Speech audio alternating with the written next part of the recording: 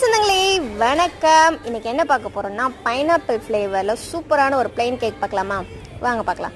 First try இன்க்ரீடியன்ட்ஸ்லாம் தனியாக எடுத்துக்கலாம். நான் 2 கப் மைதா, பேக்கிங் பவுடர், பேக்கிங் சோடா, கொஞ்சோண்டு உப்பு இதெல்லாம் சேர்த்து நல்லா சலிச்சு எடுத்துக்கிறேன். அடுத்து வெட் இன்க்ரீடியன்ட்ஸ் ரெடி பண்ணிடலாம். ஃபஸ்ட் வந்து 8 முட்டை எடுத்து நல்லா பீட் பண்ணிக்கலாம். கூடவே மெஷர் பண்ணி வச்சுருக்க சர்க்கரையும் நான் ஆட் பண்ணியிருக்கேன். கூட vanilla essence, pineapple flavour essence அது ரெண்டையும் ஆட் பண்ணிக்கிறேன். இது எல்லாத்தையுமே சேர்த்து நல்லா கை வலிக்க பீட் பண்ணி எடுத்துக்கலாம். நிறைய பேர் பால் தான் ஆட் பண்ணுவாங்க. எனக்கு என்னென்னே தெரிலங்க, பால் ஆட் பண்ணால் எனக்கு கேக் அவ்வளோ திருப்தியாக வரதில்ல. ஆனால் நான் தயிர் ஆட் பண்ணேன்னா கேக் அவ்வளோ சூப்பராக வருது. அதனால் நான் வந்து 2 கப் மைதாக்கு 1 கப் தயிர் எடுத்துக்கிட்டேன். இந்த தயிரையும் பீட்டர்லையும் நல்லா பீட் பண்ணி எடுத்துக்கலாம்.